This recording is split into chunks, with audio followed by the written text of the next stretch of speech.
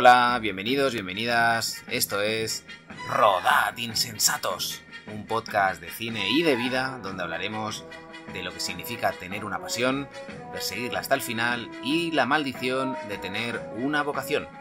Un podcast donde desmontaremos todos los mitos y leyendas de la figura del director y directora de cine. Un podcast lleno de verdad, lo contrario que el cine, donde todo es mentira. Aquí arranca Rodad Insensatos.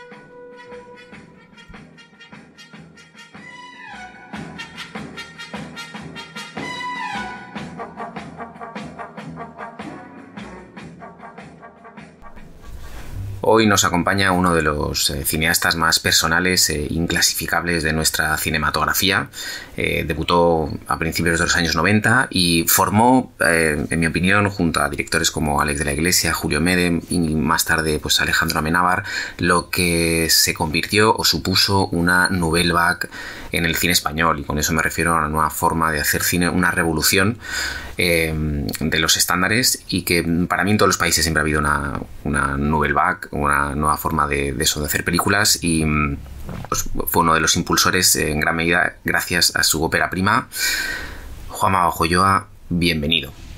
Pues muy buenas, aquí me tienes para lo que necesites e incluso para llenar nuestro espacio, que como el tiempo es lo más valioso que tenemos y es lo que me concedes, pues muy agradecido. Es un auténtico placer tenerte con nosotros compartiendo miserias y, bueno, lo que nos ocupa. No sé si estás muy de acuerdo con esto que acabo de decir, que vosotros constituisteis una especie de grupo que revolucionó el cine o cambió la forma de hacer películas en España a principios de los 90 y, sobre todo, en gran medida debido a tu debut, a Las de Mariposa. Coincide en el tiempo varios cineastas que rodamos nuestras primeras películas a principios de los 90. Entonces, lo que pasa es que no teníamos ninguna consciencia de pertenecer a nada, sino que cada uno iba un poco por libre, y lo que parecía una casualidad, igual luego visto desde fuera, pues no era una casualidad, y alguien puede analizar por qué salen varios cineastas en muy pocos años y además casi de una zona, ¿no? De muchos de ellos del País Vasco. Pero no teníamos consciencia de pertenecer a nada, simplemente éramos grandes amantes del cine. Yo creo que quizá una cosa que nos podía relacionar entre nosotros es que quizá éramos la primera generación que era originada desde diferentes ámbitos, es decir, no veníamos del cine o de la literatura, sino que habíamos mamado el videoclip, el cómic, el teatro, el cine, absolutamente todos los medios. Y esos medios, y sobre todo el cine, que quizá era lo que más amamos, la música, el rock and roll, ¿no? Siempre suelo decir yo, ¿no? Que el rock and roll me ha influido muchísimo en mi cine. Todo eso, de alguna forma, lo proyectas en la forma de narrar, que es el cine, que es quizás el arte más completa, que conlleva todo, teatro, música, en fin, interpretación, decoración, todo eso, diseño. Pero sí, quizá los cineastas anteriores no venían de un espectro tan amplio de disciplinas, y nosotros veníamos de ahí. No teníamos ningún empacho, ningún prejuicio en poner la cámara donde habíamos puesto que se ponía la cámara en un cómic. Yo pensaba en forma de cómic, editaba en forma de rock and roll, rodaba como si estuviera en la guerra. Entonces había toda una mezcla de estilos y, como digo, precisamente por no tener un origen pues muy de escuela, ¿no? Sino casi de la calle. Yo nunca había pensado que podía llegar a ser cineasta. Yo pensaba que ser cineasta era una cosa que no estaba a mi alcance, que había que haber nacido en otra ciudad, no en Vitoria, había que haber nacido, no lo sé, en Nueva York o si acaso en Barcelona, y que había que tener dinero, que había que tener estudios. Entonces lo veía simplemente como algo inalcanzable y lo hacía por hobby, con mi cámara de Super 8, con mis amigos, rodando nuestras cosas. Y gracias a que existían festivales de cine, ese reconocimiento primero local, luego regional y luego nacional es lo que te va abriendo puertas, y cuando te quieres dar cuenta estás metido hasta arriba en la industria. Pero realmente nunca pertenecía a ningún ámbito, ¿no? a ninguna cuerda, ¿no? de profesionales y demás. A Las de Mariposa, que es del año 91. Si nos retrotraemos a ese momento, ¿quién es Juanma Bajoyoa en el 91? ¿Qué hace? ¿A qué se dedica? ¿Cómo llega a gestar ese proyecto y decir, hostia, nunca pensé que podría dedicarme al cine, hasta el punto que dice, voy a hacer una película? Bueno, yo sí que tenía una cercanía con la imagen. Digamos que hay tres cosas que yo creo que se unen. Por un lado está una necesidad enorme de transmitir. O sea, yo era una persona un tanto introvertida, pero con una necesidad muy grande de conectar. Yo en el recreo no tenía muchos amigos, era una persona un poco introvertida, como digo, pero cuando con mis 4 amigos les contaba la película del día anterior. Entonces, si había visto, no lo sé, Tiburón en la tele, cualquier película así, de estas que antes se convertían en un hito, ¿no? Y que todo el mundo hablaba de ellas, yo recuerdo cómo les contaba la película que había visto en la televisión y de hecho la narraba inventándome cosas. Cuando no recordaba alguna escena, yo lo rellenaba. Y si no me gustaba alguna escena, también la manipulaba a mi antojo para darle la atención al público que tenía delante, ¿no? Mintiendo directamente. Sí, si la película, bueno, me acuerdo que había una película de un pulpo enorme, un pulpo gigante y tal, y había alguna escena que estaba, y yo la decía, esto no me gusta, lo voy a cambiar y tal. Y lo contaba de otra manera a mi modo, ¿no? Eso por un lado. Después había una facilidad, una cercanía muy grande al mundo de la imagen, porque mis padres tienen una tienda de fotos y desde niño pues he hecho fotos y me he manejado en el mundo de la imagen. Y luego tenía una quizás pasión mayor que ninguna otra, que era la de la música. Yo era un músico frustrado, y cuando digo frustrado es porque no fui capaz de aprender un instrumento. Empecé a tocar el teclado y demás, pero bueno, me dijeron, son 9 años, y dije, un abrazo, ¿no?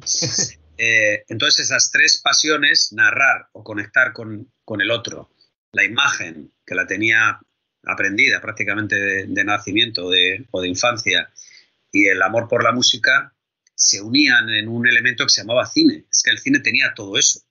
Y caí en él pues con una cámara de Super 8, inventándome, primero copiando un programa de televisión que había visto, que con amigos nos poníamos a hacer de presentadores y a hacer gansadas, todo era cómico, te puedes imaginar, y luego eso se convertía en la primera historia que narré de un modo un poco más riguroso, pensando un guión, pensando ideas, con actores, poniéndome yo como actor y llevando la cámara y con otros 2 amigos y demás. Entonces, realmente fue muy poco a poco. Lo que pasa es que empezamos muy pronto. Yo con, no sé, si 13 o 14 años estaba haciendo cortometrajes con mi hermano Eduardo, y a los 16, 17 años ya estábamos presentándonos a algún festival de cortos aquí en el País Vasco.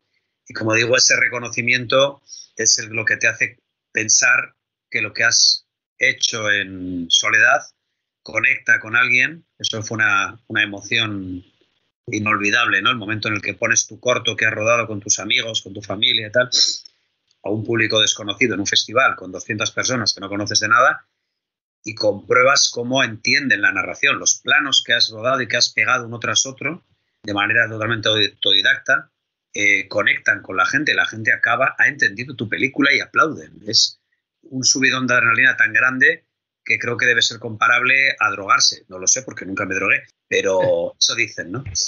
Eso dicen. Así que luego quiere repetirlo, solo quiere repetirlo. Lo que pasa es que hay un punto que es cierto lo que dices, pero quizá aún ahí es como esa inocencia de lo que tú cuentas, de, o sea, haces un corto, lo enseñas y ves que funciona, pero hay ese cambio de decir, hostia, voy a hacer una película, y lo que comentabas tú al principio de cuando ya entras como en esa zona que es más profesional, cuando te profesionalizas. Ese salto al vacío, ¿eso te daba miedo, por ejemplo, antes de enfrentarte a tu peli, o dijiste, con todo? No, yo creo que el miedo lo vas a llevar siempre encima. Alguna vez creo que en el DVD de Alas de Mariposa contaba eso, ¿no? Que parte de mi trabajo era tratar de evitar que el equipo se diera cuenta de que estaba aterrorizado. Pero más allá de eso, era muy osado. O sea, yo creo que esa osadía que es parte de la juventud y de la adolescencia la vas perdiendo, y es una pena, ¿no? Porque empiezas a ser más mental, más racional, y yo creo que el arte y la creación tienen que ser absolutamente viscerales y emocionales, ¿no? Pero yo no tenía, ¿no? Yo lo hacía de una manera muy, muy, muy, muy osada. Había hecho mis cortos en Super 8, había participado en festivales, me habían reconocido, me habían premiado, y había una cosa que me frustraba mucho, que era la imagen, que era muy mala. El Super 8 era una imagen muy pequeña, se veía mal, lleno de grano, se oía fatal, y yo estaba obsesionado con qué mal se oye, qué mal se ve. Tengo que conseguir una máquina que dé mejor calidad. Entonces conseguí al final una cámara de 16 milímetros por una especie de maña que me hicieron en Telenorte, Televisión Española, País Vasco, que me tuvieron ahí trabajando durante bastante tiempo a cambio de dejarme una cámara en 16 milímetros, que tuve que competir con otros candidatos a conseguirla. Me dejaron una cámara con la que rodaban los informativos, que ya no lo usaban porque habían pasado al vídeo. Me dejaron una cámara durante unos días y con eso rodé mi primer corto en 16. También me pareció que la calidad no era suficiente, y toda mi pasión y toda mi voluntad era conseguir hacer el siguiente corto en otro formato mayor, que era 35 milímetros, hasta que lo conseguí. Para ello me hipotequé, pedí dinero, descubrí las subvenciones, no sabía lo que eran, pedí ayuda, como había ganado premios, eso fue un valor bastante importante para que me dieran esas ayudas públicas, y con ese poco dinero conseguí hacer mi primer corto en 35 milímetros. ¿Qué ocurría? Que eran cortos muy largos. Es que mis cortos duraban media hora. Entonces hubo un día en el que la historia que estaba escribiendo veía que duraba más de una hora.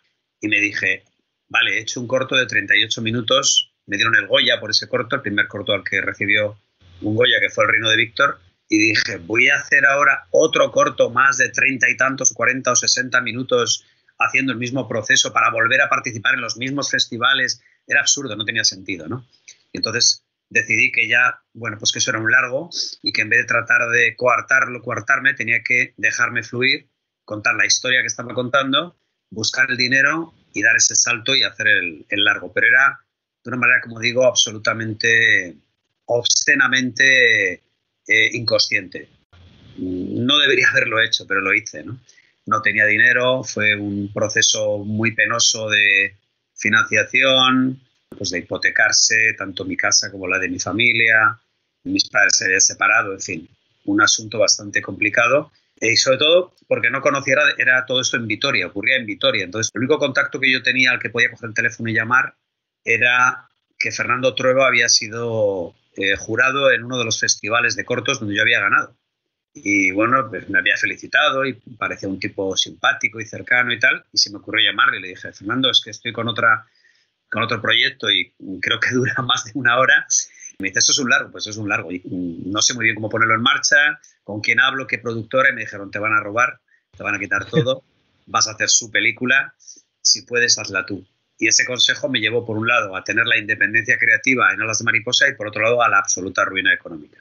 Has dicho muchas cosas de las que yo quería hacer referencia. Voy a intentar conectarlas para que tenga todo esto un poquito de sentido. Entonces, te das cuenta, bajo el consejo de Fernando Trueba, porque yo en los créditos de Alas de Mariposa, y entonces ahí lo conecto, he visto que está Trueba también, y entonces estás tú como director, como productor, como co-guionista, también está tu hermano, con lo cual, te voy a decir, veo que es una película que se hace o se gesta de una manera muy familiar. Quiero decir, esa familiaridad que no se confunda con la precariedad. Entonces, es una película que habéis hecho como si dijéramos entre vosotros, casi.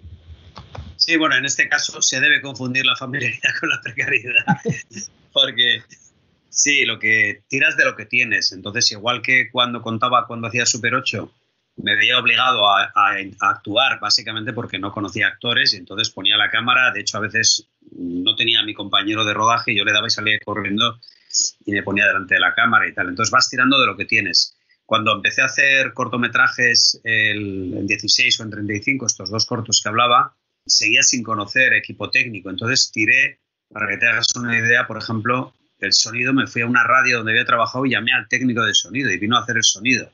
La fotografía, un fotógrafo, pero un fotógrafo que hacía fotos. Le llamé a un chico de Bilbao y vino y hizo la fotografía. Los actores eran actores de teatro que encontré en grupos de teatro. O sea, todo lo sacabas. Ahora digamos que el corto, pues bueno, se ha convertido en algo absolutamente popular, ¿no? Pero al no haber entonces, no estar tan popularizado, no había técnicos, no había personal, no se hacían cortos. Yo creo que mi corto debía ser el segundo corto que se había hecho en Vitoria, en la historia. O sea, había un chico que una vez hizo un corto, pero era complicado. Y cuando empiezo con el largometraje pasa parecido. Es una historia que yo, vamos a decir, muy íntima, que yo quiero contar.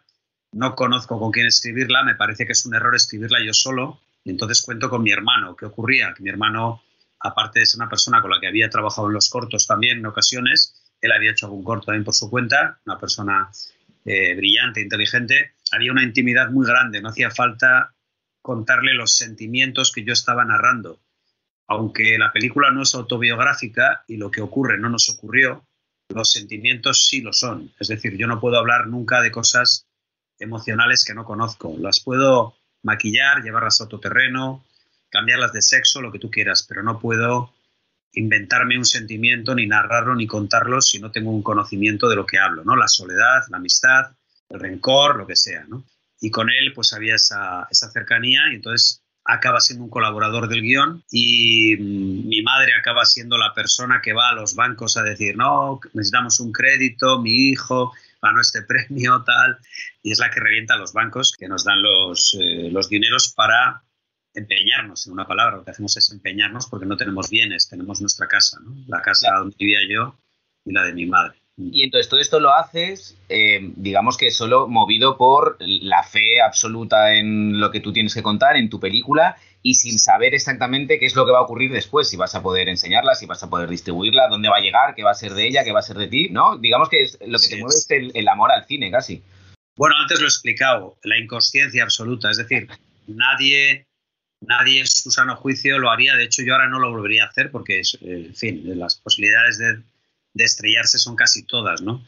Más y más ahora todavía. Pero realmente lo que creía había como una necesidad casi patológica o un poco de sanarme a través del cine, de contar algo que tienes dentro, de esa terapia que es la creación. Y por otro lado sí que había una fe en, bueno, si he tenido un recorrido de cortometrajes, me han reconocido en todos ellos, me han dado premios importantes, me acaban de dar el Goya, me están diciendo que sé hacer esto, ¿no? Es decir, también tenía cierta seguridad en que estaba haciendo algo que sabía hacer, se me daba bien, había cosas que se me daban muy mal, pero eso se me daba bien, ¿no? Entonces parece que tenía una conexión grande con todo eso, con la estética, con la narración, conectar con la música, con los actores. Era algo que había visto que, bueno, que se me podía dar bien, ¿no? Pero como digo, no es algo que te pongas a pensar. Si yo hubiera pensado y me hubiera sentado con alguien que sí sabía de cine o de producción, nunca se hubiera puesto en marcha esa película. Porque viendo los mimbres que había alrededor, las posibilidades de que saliera bien eran casi nulas. De hecho, hay una anécdota. Yo tengo varios momentos con Fernando Trueba. Uno es cuando le llamo para contarle esto y me dice, bueno, pues inténtalo tú porque si lo llevas a una productora te la van a fagocitar y te vas a quedar sin película. Otra es cuando yo quiero rodar en el antiguo hospital militar que hay en Vitoria, donde quiero hacer todo el mundo de alas de mariposa, quiero fabricar la casa, hacer el decorado de la casa dentro. Es un sitio extraordinario porque tiene un aspecto del siglo XIX casi, de principios del siglo XX, y hay que hablar con un general que está ahí en Burgos. Y claro, yo tengo 23 años, parezco un macarra, no soy nada creíble, y entonces Fernando viene a Vitoria, nos vamos a Burgos, quedamos en Burgos, no recuerdo, y hablamos con este general, y Fernando, un señor serio y mayor, es el que le convence, ¿no? Porque cada vez que yo hablé metí la pata, ¿no? Entonces esa fue la segunda ayuda. La tercera fue cuando monté la película, él vio la película montada y me dio algún consejo sobre la duración, me dijo, tienes que quitar minutos. Yo, pero esto es importante. Y me dijo, mira, todo será muy importante, pero cuanto menos dure la película, a nadie le va a importar lo que te ha costado rodar esa escena. Si dura 10 minutos menos, será bueno para el planeta, ¿no? Y efectivamente, al final, con mucho dolor, aprendí que hay que quitarle a la película cosas, aunque te hayan costado mucho. Y en esa conversación o en esos días, él me dijo, bueno, la película me encanta, pero la pena es que nunca la vas a estrenar, me dijo, ¿no? Okay. Sí, yo era pues, un entusiasta total, imagínate, un chaval. Digo, ¿cómo que lo voy a estrenar? Pues, ¿qué tengo que hacer para estrenarla? Y me dice, pues, como no te la cojan en el Festival San Sebastián y ganes la Concha de Oro, no estrenas. Lo dijo de broma. Y recuerdo que lo dijo de broma, pero no pillé la broma. Entonces, porque él es muy irónico, entonces yo dije, vale. Pues vamos, ¿no? Sí. Y vamos, de hecho, llamamos al festival, vinieron a ver la película, les encantó, la llevaron a una sección oficial y ganamos el festival y se estrenó la película. O sea, quiero decir, se dieron tantas circunstancias que realmente lo más seguro, o lo más probable, mejor dicho, es que no hubieran salido alguna de ellas y ahora mismo pues yo estaría, pues no lo sé, en el supermercado poniendo como la ministra de Igualdad. Y igual, bueno, entonces igual sería ministro, cuidado. Y no habría hecho más películas, ¿no? Pero bueno, de esa forma también te das cuenta que la falta de temor es muy valiosa. El temor realmente es un lastre enorme, ¿no? Bueno, lo que tú decías antes, que también es otra de las cosas que te quería preguntar, esa osadía de la que hablabas. Hay un punto que creo que tienes que echarle valor y sin mirar atrás, es decir, yo voy a ir con esto y si me estrello, pero hay un punto que el valor es lo que te va a llevar a que tu película se haga y a que tú estés bien con ella, ¿no? Porque hay un punto en que el único que quieres en esa película eres tú.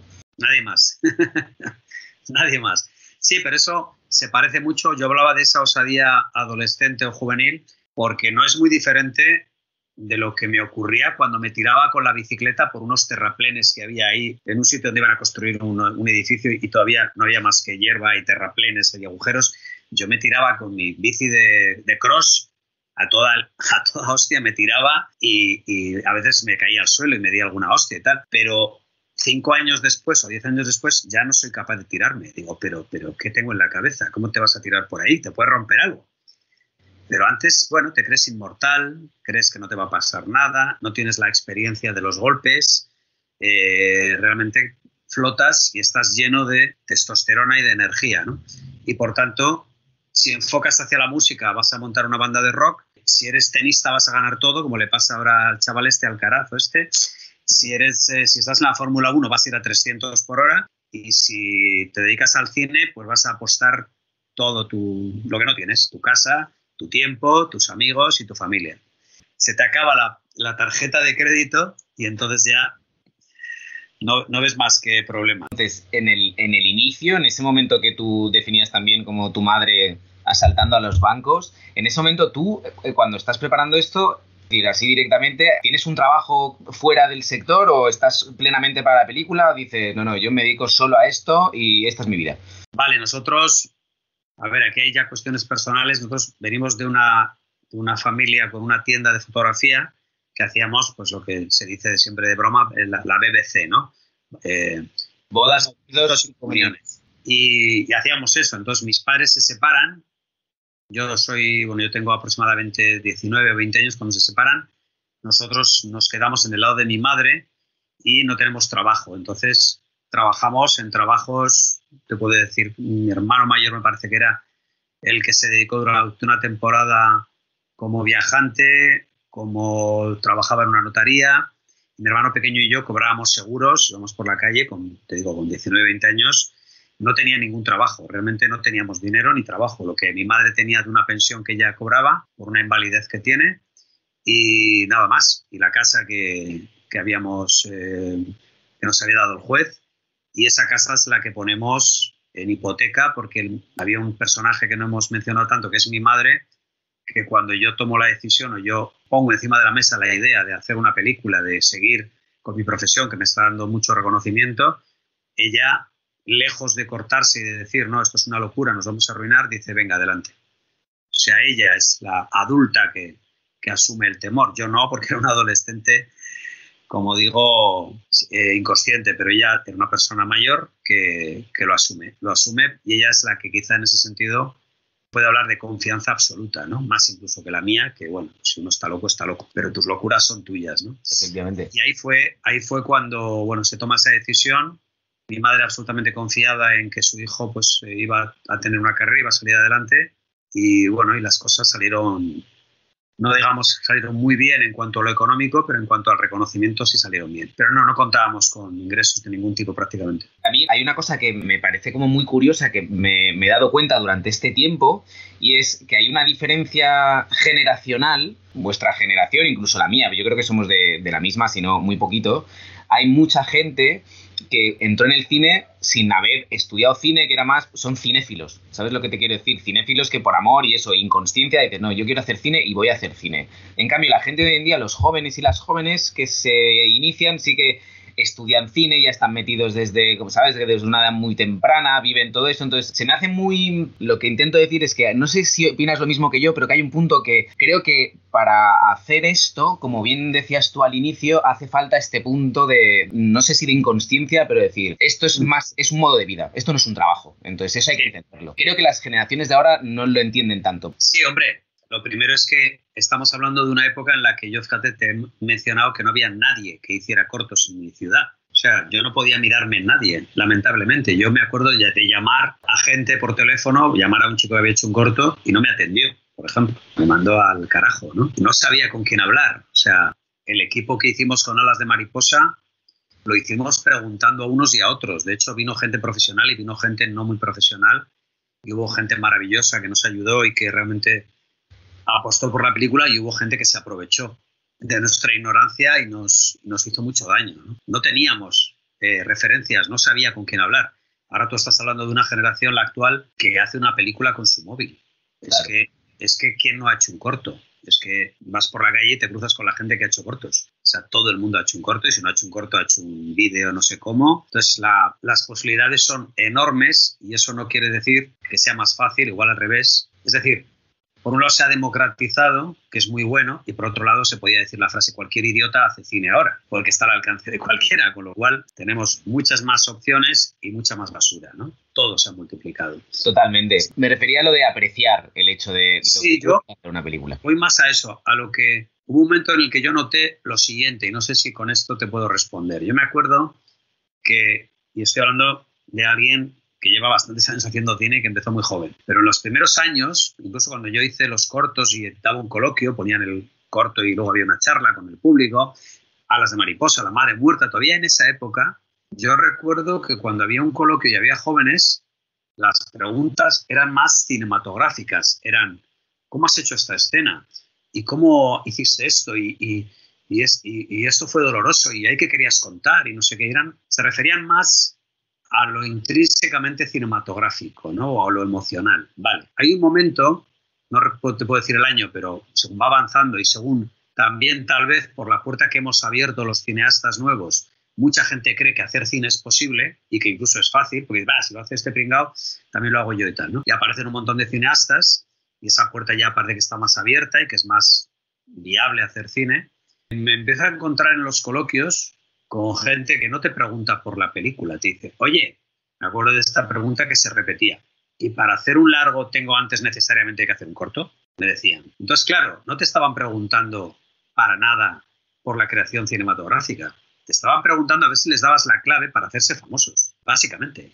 O sea, ¿qué tengo que hacer para salir en fotogramas? Porque tú sales en fotogramas y conoces chicas, o eres no sé qué, o sea, y te dabas cuenta de eso y me acuerdo en un coloquio que, en alguno que he respondido a preguntas de este tipo, ¿no? Y tengo que hacer un corto antes de hacer un largo. Yo le decía, no, mira, coge un hacha, mata a tus padres y ya estás en portada del País. No hace falta que hagas ningún largo, ningún corto, con eso lo tienes solucionado, ¿sabes? No te molestes tampoco en ponerte a rodar y montar y todo eso, porque es muy coñazo, ¿no? Entonces veías que se había perdido un poco eso y había más, se había convertido en algo snob. Bueno, está de moda, ¿no? Qué guay es hacer películas, ¿no? Bueno, pues no es muy guay hacer películas, es jodido. Sí, porque lo que sí creo, estoy convencido y es algo que compartimos muchos, es que la gente que hacemos películas o intentamos hacer películas es porque somos cinéfilos y por amor al cine, porque realmente es como que no se lo recomendaría a nadie, porque es un suicidio, quiero decir, lanzarte a hacer esto y más si no tienes el apoyo institucional, no tienes a alguien detrás, es todo el mundo, todo se te pone en contra y te está diciendo no lo hagas, pero tú vas y... Sí, puede ser. A ver, si no estás dispuesto a poner toda la carne en el asador, puede ser una muy mala idea y una frustración enorme. Lo que pasa es que las posibilidades aumentan cuando tu voluntad es total. Claro. Pero claro, la gente repite muchas veces, me quiero conocer a mí mismo, esto es lo que más quiero hacer en el mundo, pero luego no es verdad. No es lo que más quieres hacer en el mundo, no estás dispuesto a todo por hacer eso y además no te quieres conocer a ti mismo, ¿vale? Porque dedicarte a algo pasionalmente por encima de todo es sufrimiento y conocerte a ti mismo es sufrimiento. Entonces, son frases que se dicen, pues bueno, ahora vivimos en la época de lo políticamente correcto y todos sabemos perfectamente lo que hay que decir. Otra cosa es lo que hacemos, ¿no? Totalmente de acuerdo. Y entonces, dentro de la película en sí, para mí, una de las cosas que más me sorprenden y quería preguntarte por esto es que creo que Alas de mariposa es de las óperas primas más diferentes que yo he visto porque para mí hay dos tipos de óperas primas. Hay gente que hace una primera película como intentando deslumbrar y decir yo estoy aquí, ¿sabes? Soy director, soy directora y esto es lo que soy capaz de hacer. Y hay gente que hace como películas, bueno, cuenta una historia pequeñita, que se centra en intentar hacerlo bien, en hacer una película. Y de repente está Alas de mariposa. Para mí es lo mejor que tiene esa película, que es totalmente inclasificable y te lanzas tú con todo esto que has contado en una historia de lo más sórdida, de lo más dramática en el buen sentido de la palabra, no como un drama como un género, sino de el drama este de los tres personajes que están en esa casa y dices, ¿cómo se te ocurre eso para que sea tu primera película? ¿Qué te lleva a eso? ¿De dónde sale eso? Es que son preguntas sin respuesta porque la creación, cuando es, como dices tú, por pasión, surge del inconsciente. Entonces, y yo además reivindico eso, ¿no? Cuando voy andando por las calles y veo las plazas que se hacen ahora, los edificios que se hacen ahora, te das cuenta de que no surgen de la emoción ni de las vísceras, surgen de la mente, surgen de lo racional. De hecho, ahora se hacen las casas desde ordenadores y las plazas exactamente igual, por eso son todas iguales, no transmiten absolutamente nada. Sí, serán perfectas, no lo dudo, pero no transmiten nada y no son humanas. No tienes ganas ni de quedarte un rato ahí, ni de sentarte, tienes ganas de suicidarte o tirarte por la ventana o algo, ¿no? Entonces, con la creación pasa igual. Yo veo muchas series y películas que formalmente están perfectas en cuanto a, bueno, pues está bien hecha, qué imágenes, está bien rodadas, bueno, pues me cuenta algo, pero lo que ocurre es que al día siguiente no me acuerdo de nada de lo que he visto. No me ha conectado en absoluto con algo subconsciente, con lo que tengo dentro. Sin embargo, las películas que me han convertido en la persona que yo soy y la música se ha quedado dentro de mí. Yo no puedo quitarme de la cabeza el sentimiento o las imágenes de el hombre elefante, alguien voló sobre el nido del cuco, alguien, no puedo. Están dentro de mí, son parte de mí. Yo estoy ahí. Entonces creo que esa creación, cuando es, como digo antes, terapéutica, cuando es algo que tú expones porque lo tienes en tu lado oscuro, no entiendes de dónde sale. Yo escribí un artículo en aquella época, me preguntaron también algo parecido y creo que se titulaba La rodé porque era mía, ¿no? Y explicaba, esta película la he rodado porque no he podido evitarlo. No quería hacerla, es que no podía no hacerla. Todo me llevaba hacia contar esto.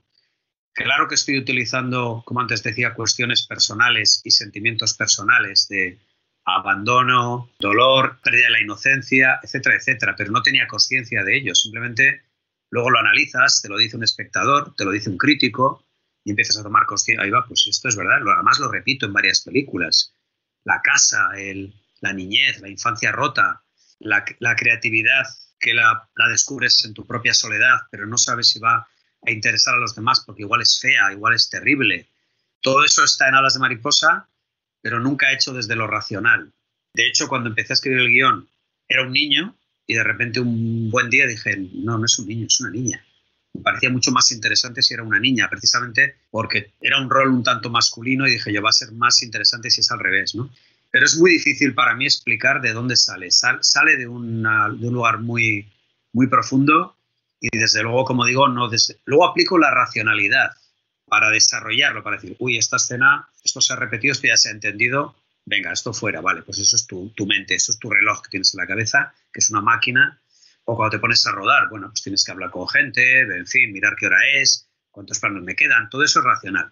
Pero el hecho en sí de sacar lo que tienes dentro para transmitir a los demás es emocional, es visceral absolutamente. En relación a esto, ya que es tan visceral, durante el rodaje, por ejemplo, ¿se parece mucho la película que rodaste a lo que estaba en el guión o fue algo que luego se fue modificando según la experiencia que tú ibas viviendo, siendo algo como tan dentro de una creación tan personal? Bueno, yo es que reivindico mucho la improvisación precisamente por esa causa, ¿no? La palabra guión viene de guía, la gran guía. Entonces, si es una guía, que hay gente que dice, no está en el guión, tal. El guión, mira lo que hago con él, lo tiro, no sé, lo escribí, yo qué sé, no me acuerdo lo que escribí, ¿no? Lo que importa es lo que estoy contando. Entonces, reivindico la creatividad cuando uno tiene los elementos necesarios. Yo he pensado en mi casa cómo es la escena, pero pobre de mí, estoy en mi casa. Yo qué sé cómo van a ser las cosas cuando llegue allí. Tal vez cuando llegue allí vengan los actores y los maquillen y les pongan el vestuario y pongan la luz y el decorado y todo, me dé cuenta de que mi idea no era correcta, que se puede resumir de alguna manera y contar mejor de otra. Entonces, cambio el guión. Lo que no voy a hacer, que ahí vamos a otro lugar, que es el de la estupidez, es, bueno, ahora se me ha ocurrido, cambio todo y venga, traedme un elefante rosa y vamos a poner 20 páginas de guión. No. Más texto, no. En fin. Pero cambiar algo que está escrito y que resulta razonable, que resulta viable en términos de producción, totalmente. Yo no sé cómo es lo que quiero contar hasta que lo tengo delante y hasta que estoy allí. Muchas cosas acaban siendo muy parecidas a lo que he escrito, pero muchas otras tienen matices. Y esos matices no solamente son para el rodaje, es que pueden ocurrir en montaje, haciendo la música o en el color de la película. Y de repente digo, esto va a ser todo de este color porque me acabo de dar cuenta de algo que antes no había tomado en consideración, ¿no? O sea, que a ti te gusta dejar como mucho espacio para cosas que puedan intervenir, que intervengan siempre que sea como para mejorar y darle como más entidad a la peli en ese sentido. Sí, sí. Yo recuerdo que estaba rodando el de Monty Python. Estaba rodando Terry Gilliam, la película esta de Don Quijote que intentó rodar varias veces y que por fin la consiguió rodar hace 2 o 3 años o 4, no me acuerdo, en Navarra, ¿no?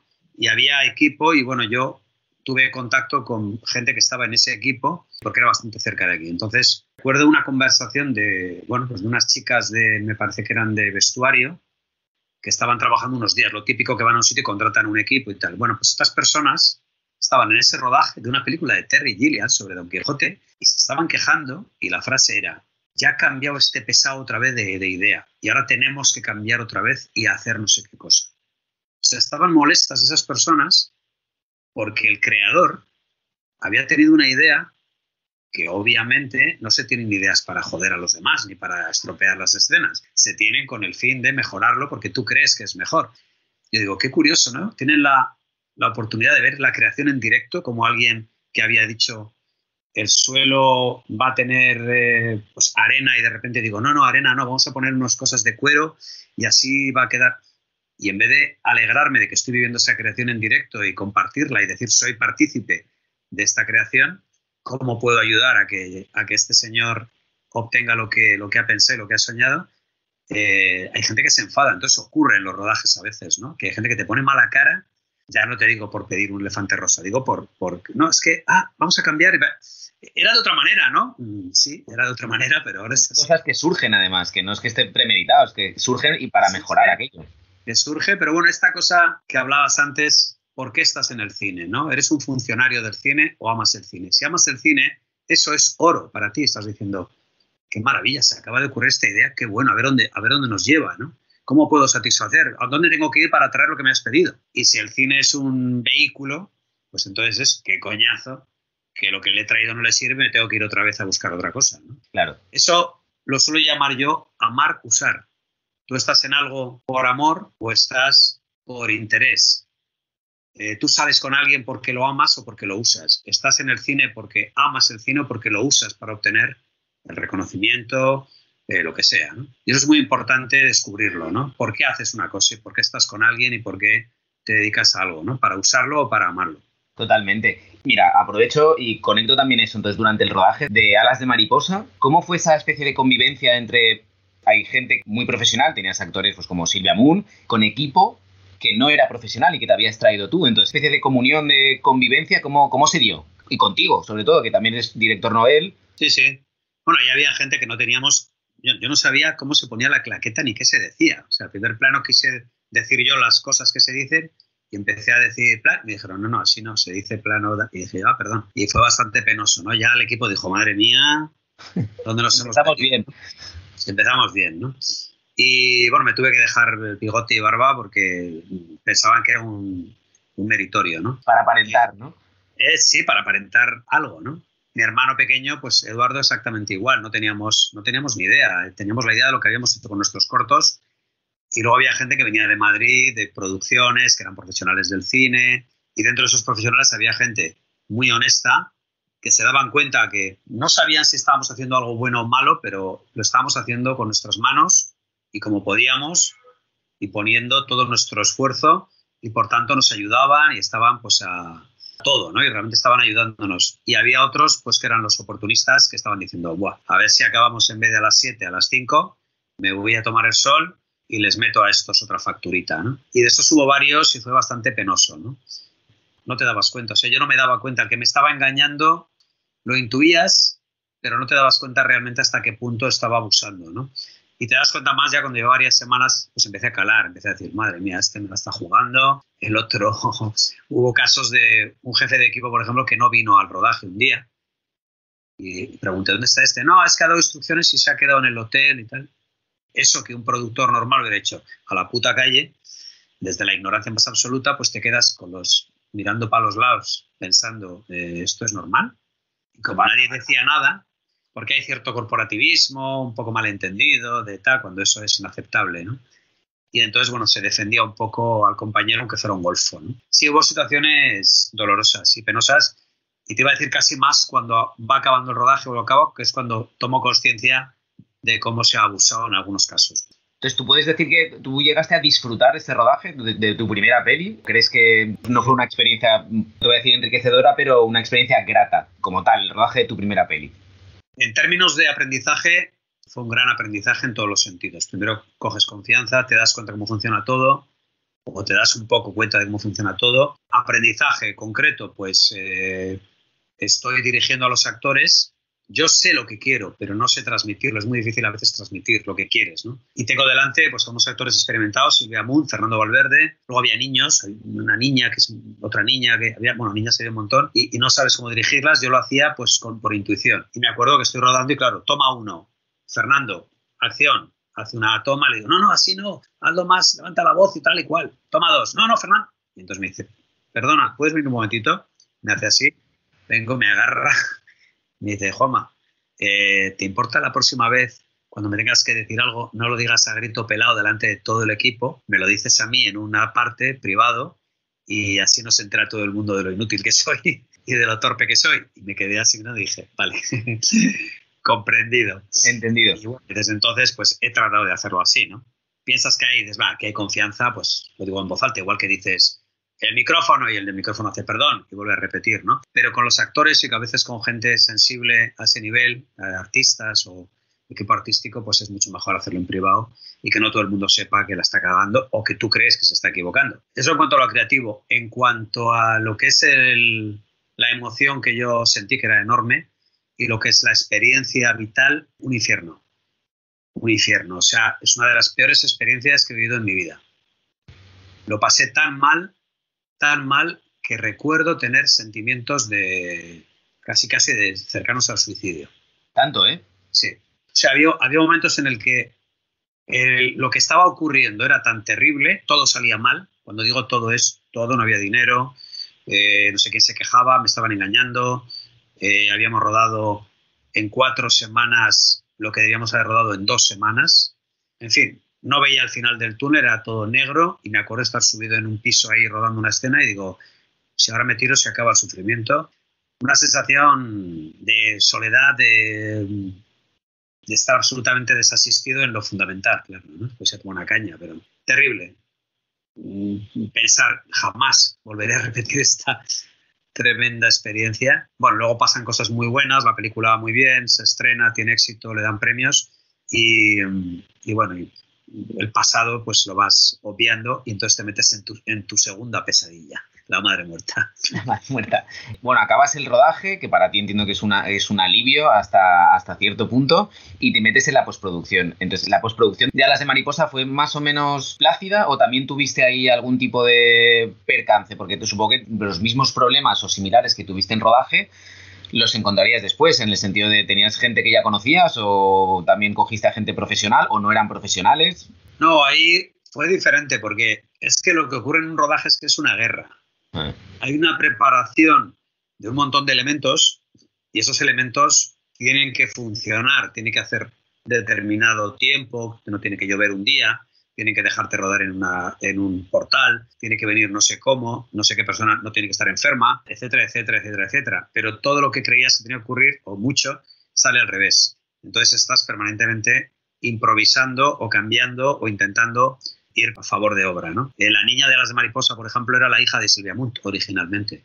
Ah, sí, ¿eh? ¿Ah? Después de hacer un largo casting, al final escogemos a su propia hija, lo cual daba muchas facilidades a todos los niveles, además había mucha confianza, era una chavala con una mirada increíble, Raquel, y rodamos 2 días con ella, se marcha a Barcelona y el sábado me llama Silvia y me dice, ha dicho mi hija que no quiere volver, hace frío en Vitoria. ¡Pam! ¡Pam! ¿Y contra esto qué haces? Claro.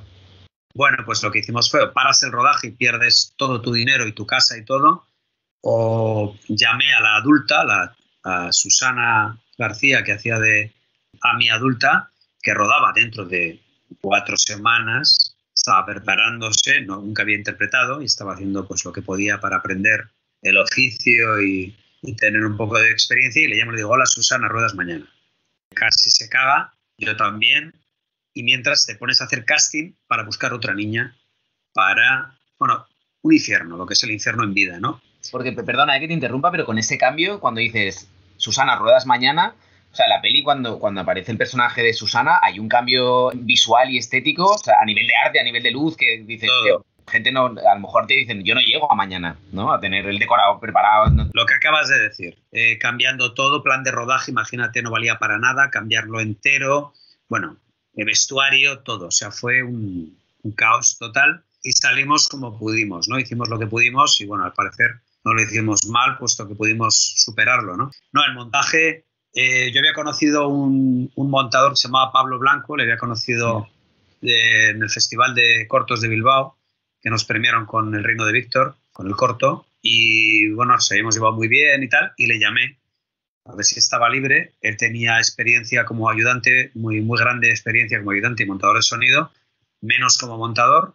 De hecho, no sé si esta fue su primera o segunda película como jefe de montaje. Y bueno, es una persona extraordinaria. Entonces, aparte de su profesionalidad, es que un montador es casi un confesor. Estamos hablando de las horas y horas que tienes que pasarte delante de un... Hay directores que no van al montaje o que van de vez en cuando. Yo estoy sentado con el montador, viendo las escenas, eligiendo, veo todo el material, elijo todo y estaba con él. Entonces aprendíamos juntos, montábamos juntos, pues era alguien muy cercano y fueron momentos también muy duros porque también íbamos contra el reloj. Luego cuando la selección en Donosti no llegábamos, había que acabar y demás, pero no, fue otro proceso creativo, pero un proceso razonable en el que pues no tienes ganas de tirarte por la ventana. Que ya es mucho.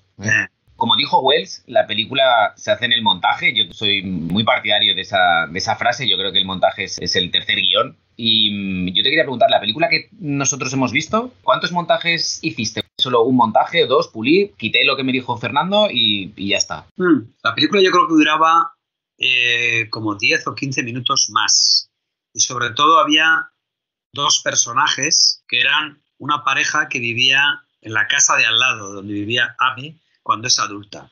Y es una pareja que se llevaba mal, había maltrato, Carra era un cafre que le golpeaba, ella era una tipa... El personaje de Carra Lejal, que ves, el vecino. Exacto, pues yo dejé finalmente un plano del personaje de Carra Lejal que simplemente saluda a la vecina y le dice que pásate que te miro el aceite o algo así. Sí.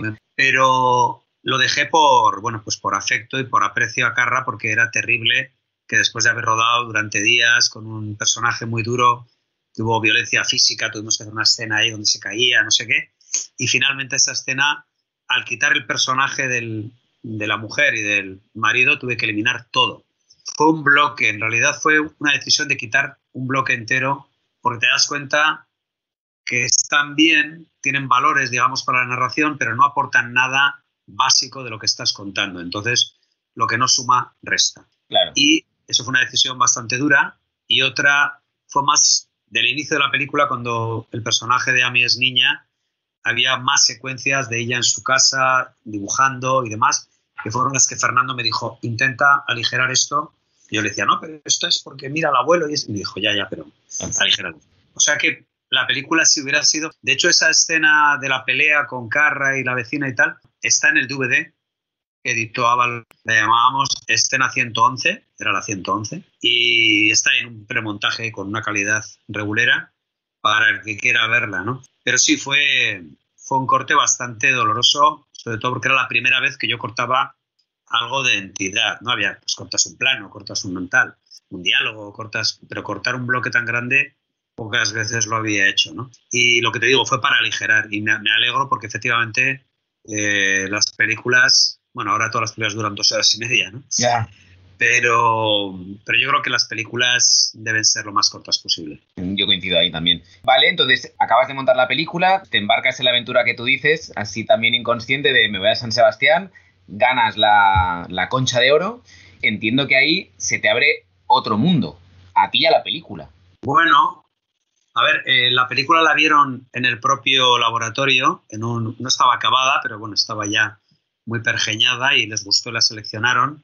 Ganamos la Concha de Oro y la película se distribuye, la compra una distribuidora y efectivamente, tal como había vaticinado Fernando, se distribuye la película con su flamante premio. Luego nos van dando muchos premios, Goyas y de todo, ¿no? Pero lejos de abrirse puertas, no se abrió ninguna puerta. No, digamos que ahí comienza un proceso que es abrir un melón ahora en esta conversación, que es el de el encuentro, y cuando digo encuentro debía decir choque, con la industria. Porque yo te iba a hacer esa pregunta de cómo gestionas tú, o sea, como director, haces esta película de la manera que la has hecho, con todo lo que has contado, a nivel personal, a nivel familiar, de repente te ves ahí en San Sebastián y entonces ¿cómo gestionas lo que tú dices? Te empiezan a dar premios, ganáis el Goya y tu choque, tu bautismo en la industria. ¿Qué ocurre ahí?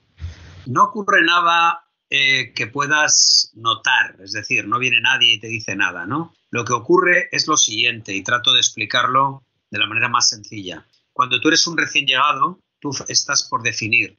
Nadie sabe de qué picojeas, nadie sabe cómo eres maleable, eres manipulable, eres manso, eres beligerante, nadie sabe nada.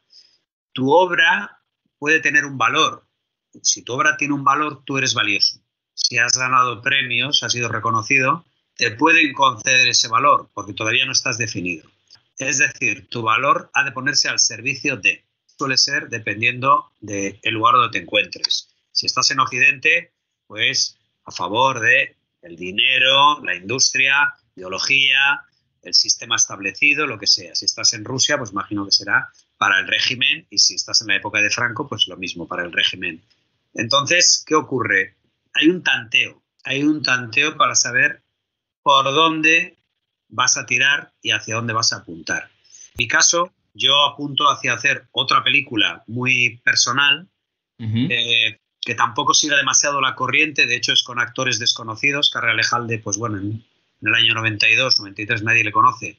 Ya el nombre, el título de la película ya... ¿Tira para atrás? Tira para atrás, me dicen, pero ¿cómo se va a llamar La Madre Muerta? Eso es un título que no sé qué, que tal, que no es comercial, que no sé qué. Todo eso, ¿qué ocurre? Yo en ese momento tengo que tomar la decisión de si acepto esos consejos, esas ofertas que no debería haber rechazado, o voy por libre y bueno, sigo el camino que yo creo que debo seguir. Entonces, esta decisión de seguir por libre, de hacer la película que yo quería hacer, o seguir la carrera que yo quería seguir, y de hacer ese tipo de cine, que quizá no era tan comercial, pero yo creía que era un cine interesante y sobre todo era lo que yo necesitaba y quería contar, y con esa estética y con esa fuerza visual también, dándole mucho valor a la música, a la interpretación.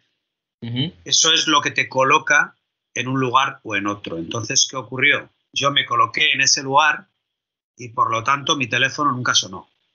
Fin de la historia. Fin de la historia. O sea, demuestra que, pues eso, eres una persona como de muchas convicciones y muy fiel a ti mismo, pero la tentación de decir, después de lo que me ha costado hacer esta película, cómo la he hecho, a todos los niveles, la tentación no está muy ahí de decir, bueno, ahora voy a hacer una bien, con medios, voy a cobrar y luego ya intentaré seguir lo mío. Bueno, yo creo que es una trampa, ¿no? O sea, si tú entras en eso, no vas a hacer tu película nunca. Eso es un autoengaño.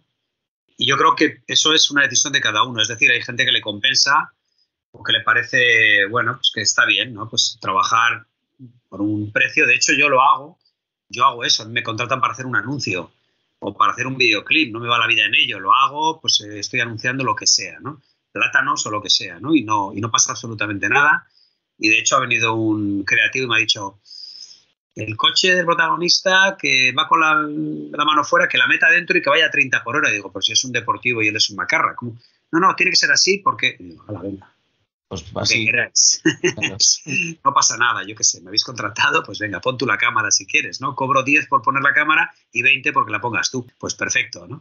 ¿Qué ocurre? Que yo considero que eso es un trabajo. Es un trabajo, bueno, me gusta mi trabajo, me gusta hacer un anuncio, me gusta hacer un videoclip, intento ser libre al hacerlo, pero no me va la vida en ello y entiendo que también hay una parte industrial y ya está, ¿no? Y no hay más. Cuando hago una película, pongo encima de la mesa algo que me importa, algo que es valioso para mí. Yo no tengo otra cosa que mi autoría, no tengo nada más. O sea, alguien habla de violaciones, quitarme mi autoría es violarme, es mía. Lo escribo yo en mi casa, a solas. Claro. O sea, tú tienes tus películas y es lo que te define. Yo tengo mis películas, me cuesta hacerlas, pongo mucho esfuerzo en ellas y lo que estoy dispuesto es a aceptar todo consejo o toda evaluación que sea para mejorar eso, y lo hago constantemente. Hablo con mi director de arte y me dice, y esto, y digo, coño, qué buena idea. Y ojalá me encuentre más gente en el camino que me pueda ayudar a contar lo que estoy contando. Lo que no voy a aceptar es rodar para satisfacer a un régimen determinado, a un sistema determinado, a una banca, a un gobierno, a una corrección política. A mí no me compensa. Entonces, entiendo que hay gente que sí que le compensa y que lo hace, y yo ni lo juzgo, ni entro ni salgo, ¿no? Perfecto, hazlo, ¿no? A mí no me compensa hacerlo, no me sentiría bien, puedo ir 3 días al rodaje y el cuarto pues me tiraría por aquella ventana que no me tiré y diría o sea, es demasiado, igual es que me lo tomo demasiado en serio y es un error, ¿no? Pero en cualquier caso, como digo, es lo que a mí me ha apasionado, es lo que he decidido hacer en mi vida, no tengo hijos y no voy a dejar que se convierta en una moneda de cambio, ¿no? De una manera gratuita y yo creo que deshonesta, ¿no? Me parece muy bien. De hecho, es lo que, insisto, es lo que creo que te define o define tu carrera, que tú tienes un tipo de cine muy reconocible y tus películas marcan un poco el tipo de personalidad que eres. Y lo he dicho al principio, creo que eres de los cineastas españoles más incorruptibles o inquebrantables en ese sentido. De hecho, hay una parte que, revisando Alas de Mariposa, que no me había dado cuenta el año pasado, me recuerda mucho a Baby. Tiene como cosas en común, tiene cosas que reconoces. Evidentemente no se parecen a simple vista en nada, pero sí que es verdad que el tema de la niña, la casa, esa figura también de la madre, no sé, hay cosas que sí que son reconocibles. Y puede ser de la religión, ¿no? También puede ser de lo espiritual. Todo de lo espiritual, incluso el bebé, ¿sabes? Entonces sí que hay elementos que yo decía, está muy bien porque Alas de Mariposa es del 91, Baby es del 2022. Hay 30 años ahí de diferencia y aún así, en esos 30 años de diferencia hay como muchos elementos en común y eso se tiene. Quiero decir, eso yo creo que es un poco inconsciente, que es lo que decías tú, la creatividad, ¿no? Sí, yo creo que se puede encontrar, a ver, se puede, por hacer 2 bloques así más claros, como un cine más de autor y un cine más gamberro de comedia, y cuando ves las películas más de autor, Las de Mariposa, La Madre Muerta, Frágil o Baby, encuentras elementos incluso estéticos, incluso, bueno, pues lo que digo, la inocencia, la niñez, la presencia de la religión como un elemento a veces desasosegante, un elemento represor, pero espiritual al mismo tiempo. Todo eso creo que está en todas esas películas. El silencio, el valor del silencio. En Alas de Mariposa creo que hay aproximadamente como 20 minutos prácticamente que no hay ningún diálogo, nadie dice absolutamente nada. En La Madre Muerta parecido. De hecho, hay una conversación entre el asesino y su novia. Y el asesino le dice a la novia, refiriéndose a la niña que han raptado, le dice, no habla. No se ríe, dice su mujer, ni tampoco habla, vaya chorrada. Y dice, hablar no es importante. O sea, ya estoy adelantando, hablar no es importante, que es una boutade, es una exageración, pero bueno, lo dice el personaje. Y en Frágil, si no me equivoco, desde el que empieza la película hasta que habla alguien pasa media hora. Y luego ya lo llevas al extremo en Baby. Y en Baby, entonces, ya estoy buscando el silencio, ya estoy buscando el que por sus hechos los conocerán, ¿no? Estoy poniendo en el espectador la interpretación de las acciones y no tanto contársela por medio de diálogos que a veces se usan de una manera, bueno, pues un poco para explicar lo que no sabes explicar, ¿no? Como, vea, que lo diga alguien, ¿no? Claro. Pues para acabar, yo solo hay una cosa que te quería preguntar en torno a la película y es, después de tanto tiempo y después de haberme contado toda esta experiencia que parece alucinante, ¿tú eres capaz de separar, a la hora de tú mismo, valorar tu película, de separar lo que es la película en sí de lo que viviste al hacerla, lo que te costó hacerla? Es decir, ¿eres capaz de valorar la película como una obra cinematográfica en sí sin tener en cuenta todo lo demás? Bueno, no sé si te entiendo muy bien. Yo pienso en la película por un lado y la veo con el aprecio de, bueno, pues de lo que creo que intenté plasmar como cineasta y lo que ahora la veo y, oye, esto no lo hubiera hecho así, esto tal, pero por otro lado digo, pues salí adelante, ¿no? Narrando esto y creo que tuve esta idea y creo que funciona y tal. Y por otro lado creo que puedo acordarme de lo que supuso emocionalmente hacerla, que hubo momentos terribles, también otros muy bonitos, muy hermosos, pero fue también, bueno, pues un trago muy largo y muy doloroso. Creo que soy capaz de distinguirlo. Y como anécdota, te diré que, claro, la película es del 91. Yo la vi muchas veces, te puedes imaginar, vas a un festival, te sientas, la tienes que ver, a veces te puedes levantar, pero a veces la tienes que ver otra vez, y la ves, no sé, 10 veces, 15 veces. Pero recuerdo llegar un día tarde a casa, hablo de 10 o 15 años después, entrar en mi casa, tienes hambre, te pones colacao con galletas y pones la tele y de repente aparece una película en la 2, yo estoy viendo la película y de repente hago así, digo, pues si esa Me suena. Y llevaba no sé, 10 minutos mirándola y no me había dado cuenta. Creo que es la primera vez que me despegué, porque te puedes imaginar que te conoces no solo cada plano, es que me conocía cada fotograma, te conoces cada sonido, cada tal. Pero claro, cuando han pasado, no sé, 15 años, ya tu conexión con la película no es tan estrecha, han pasado muchas cosas, has hecho otras películas. Y estuve mirando mi propia película durante varios minutos sin ser consciente, o sea, me despegué de ella y la vi como un espectador. Es una cosa que no me había pasado nunca. O sea, me olvidé que la habíamos hecho y estaba como recibiendo la película como un espectador normal, casi sin acordarme lo que venía a continuación. ¿Y entraste? ¿Conectaste? Eso fue lo que me sorprendió. Creo que es la primera vez que he podido ver algo mío objetivamente y entender un poco ese comentario que me hacía bastante gente, que algunos los he tenido que hasta consolar. Me acuerdo de una señora en Pamplona consolándola, que le dije, señora, que solo es una película, y llorando, desconsolada, ¿no?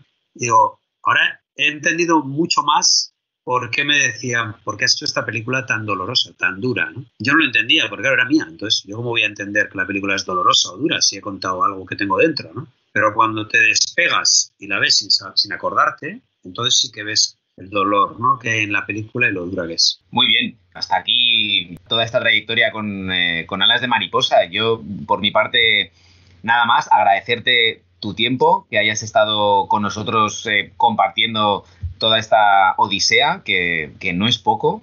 Y yo desde aquí lo que sí que me gustaría es invitar a la gente que nos escuche a que revise la película. Aparte, en el DVD sacado por Avalon, también se puede encontrar en Netflix. Está disponible para todo el mundo y yo invito a todo el mundo a que la revise. Para mí es una de las óperas primas más estimulantes. Yo creo que la palabra es estimulante porque, bueno, a mí me cogió totalmente por sorpresa. Es una peli que dices, hostia, osada, como tú bien has dicho antes, y eso siempre está bien, ver películas osadas. Enhorabuena por la película, enhorabuena por haberla sacado adelante. Gracias de nuevo por tu tiempo, por estar aquí con nosotros. Pues nada, Emilio, a ti, porque muchas veces, bueno, tienes entrevistas en las que las preguntas están ya muy, muy cerradas y hay poco tiempo y te quedas con la sensación de no haber transmitido nada. Pero bueno, creo que ha sido una conversación en la que me he encontrado muy a gusto y creo que ha sido fluido. Y también es bonito recordar un poco cómo fue aquello, ¿no? Y hacer un poco de terapia también, recordando los buenos y malos momentos del pasado. Así que gracias a vosotros por tenerme en cuenta.